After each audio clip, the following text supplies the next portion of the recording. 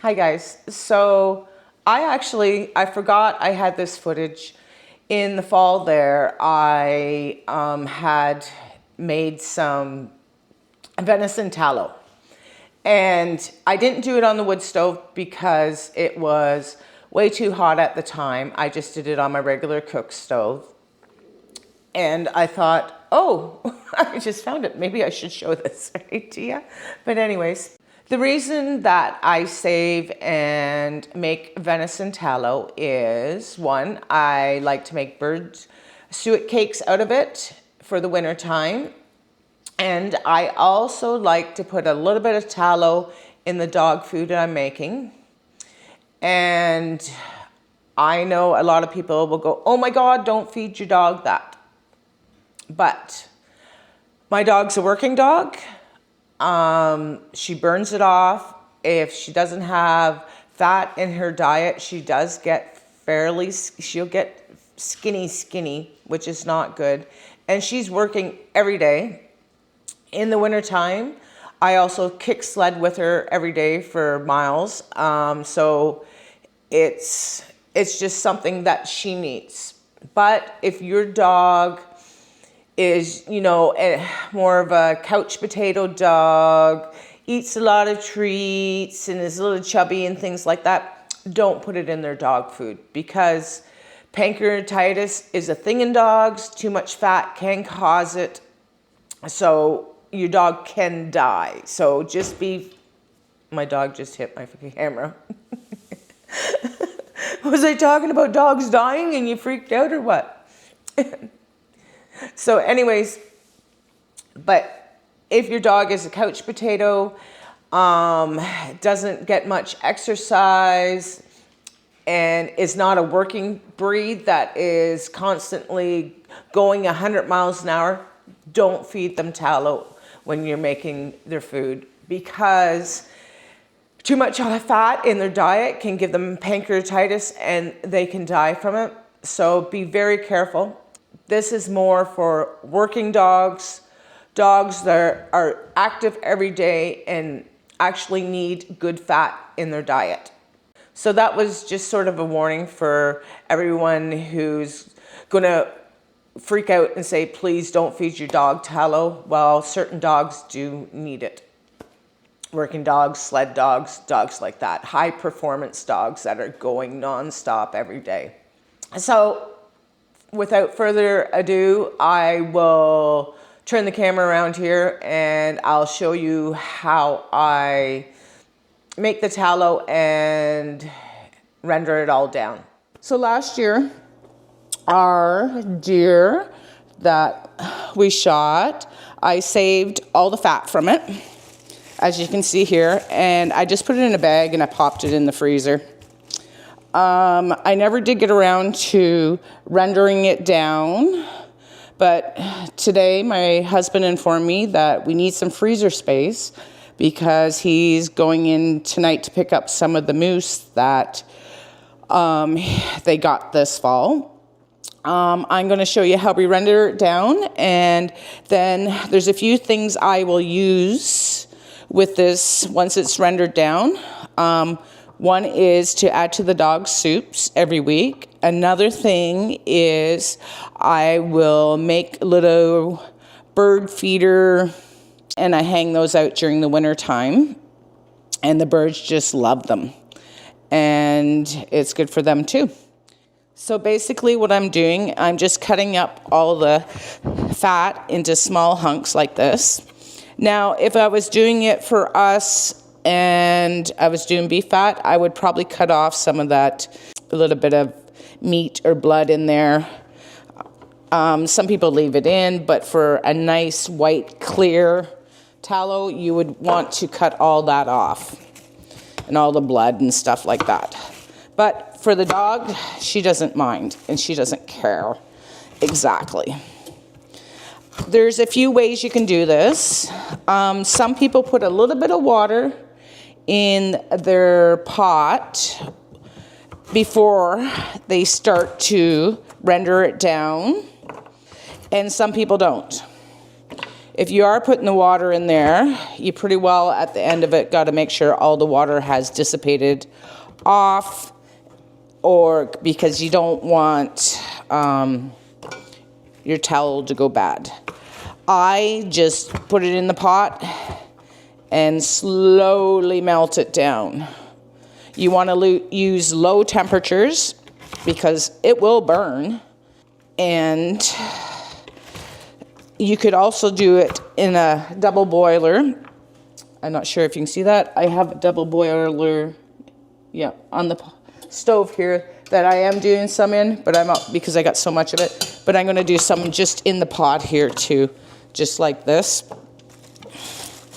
And so it's just basically cut it up into small pieces, put it on very low heat, and watch it because it will burn. Stir it, and I will show you once we got some of it rendered down what we do next.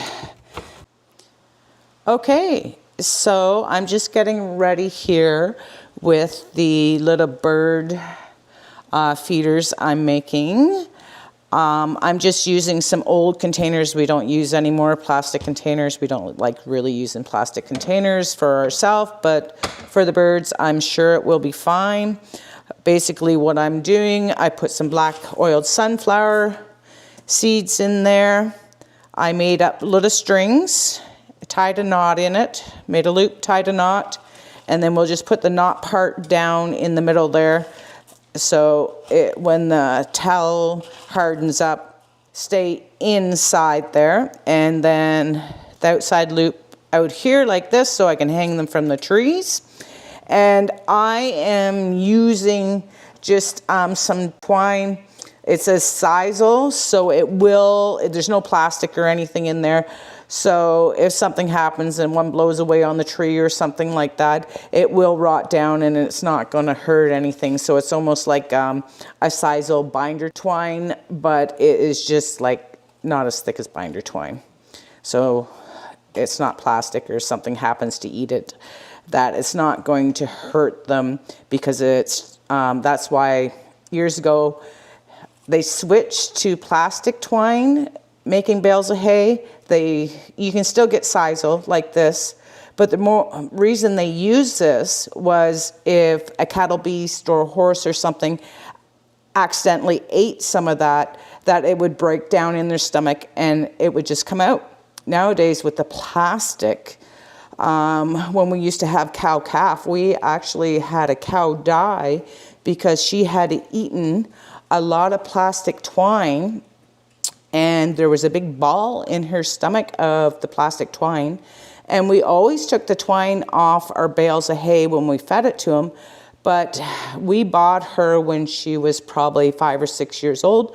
So she probably had it in there way before we even got her. And the vet figured that's why she died.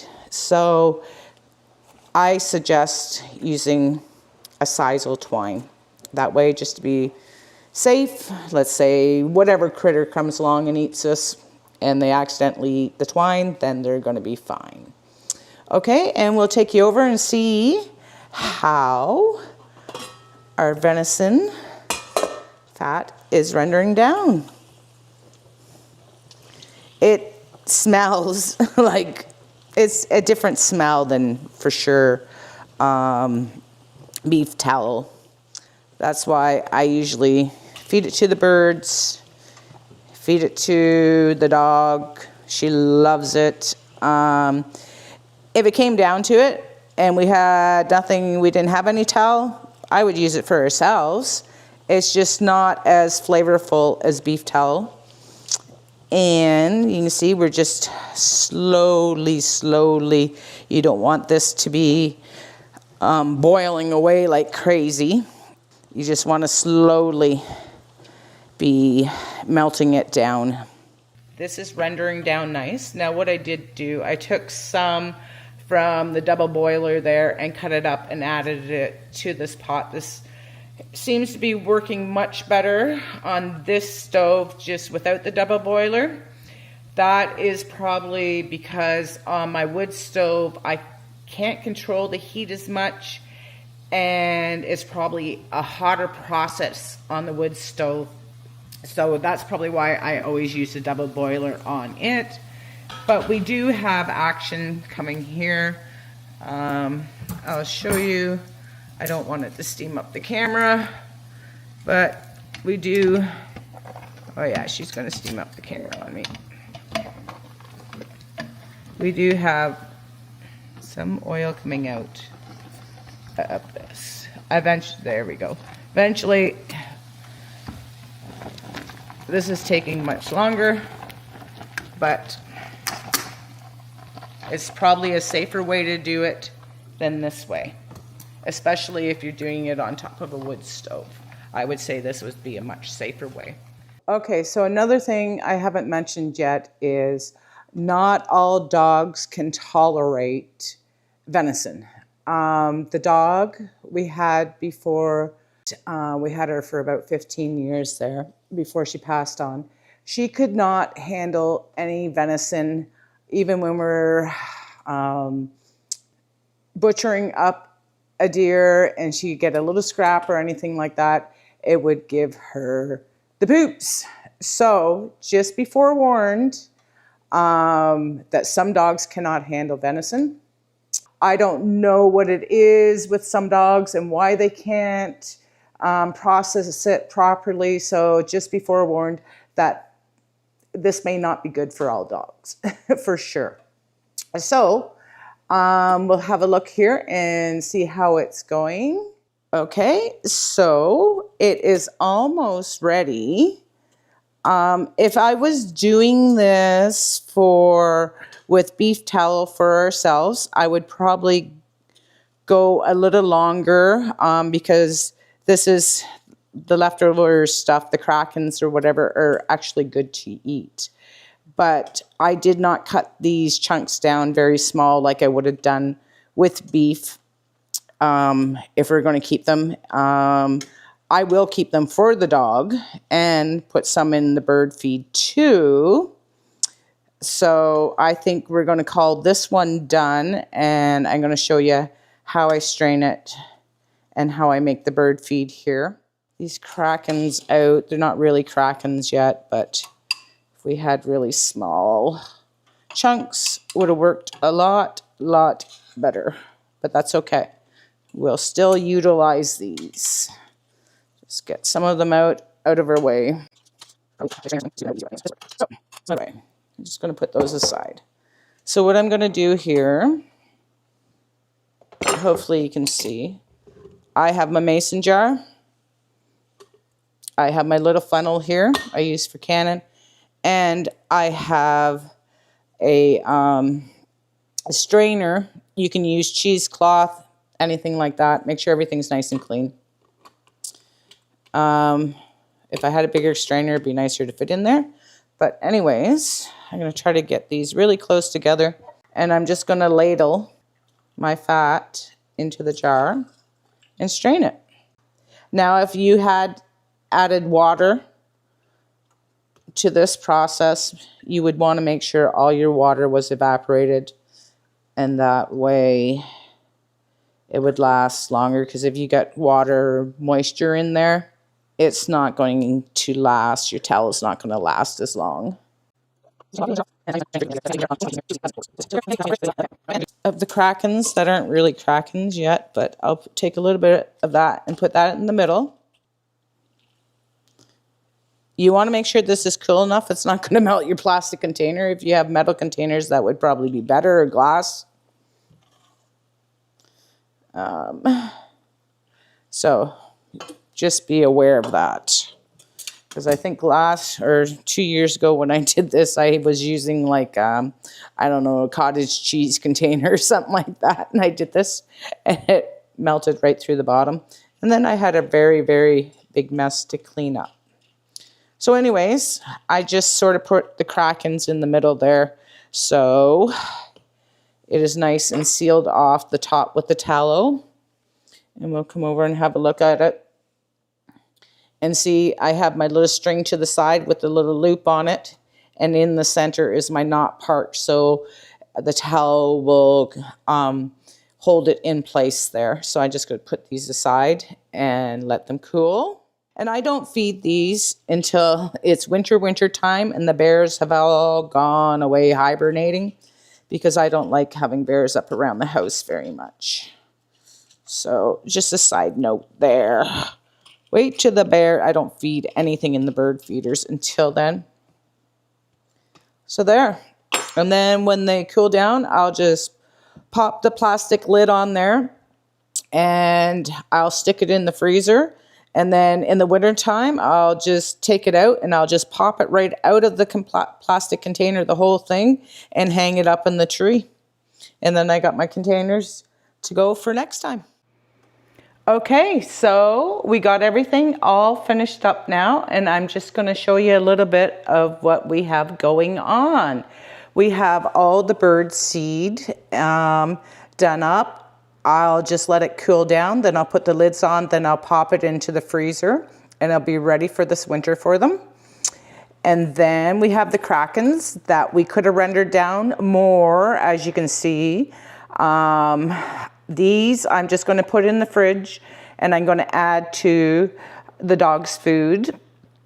They're not going to last nearly as long as the tallow for sure, because there's meat and different things in them. So in a week or two they'll be all gone anyways. You'll have those all gobbled up. You could eat those if you want.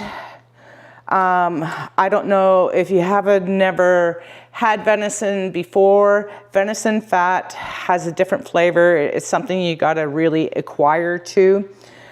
We usually trim all of our venison try to trim all the fat off it, because it's not as tasty as you would think.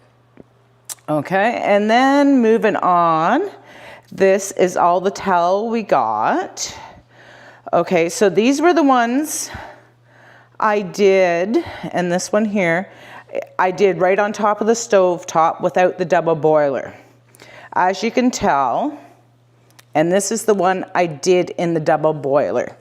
What I'm going to do here, hopefully it picks it up on camera. As you can tell, the one in the double boiler is a lighter color. I don't know if I put the paper behind it. You can see it's almost like more clear than the ones I did right on the stove top. That would be, and I strain them the same. I'm sure if you strain these a little bit more with more cheesecloth on top of our strainer and that, they would come out clearer. But I tasted them, both of them, and smelt them. These ones, I can still taste a little bit of the venison flavor, smell is in them. This one here on the double boiler, has absolutely no smell, no taste. So I wouldn't be afraid to use this one to cook with.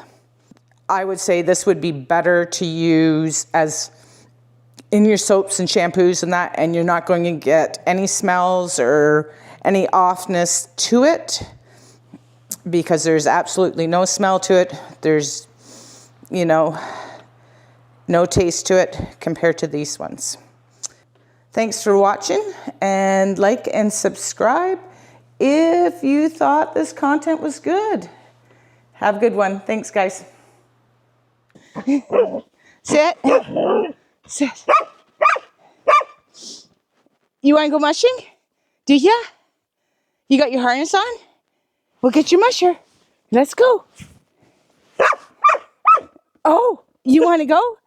You want to run fast? Okay. Ready to go. I know. Okay. Stay down. Let me hook you up. Sit. Whoa.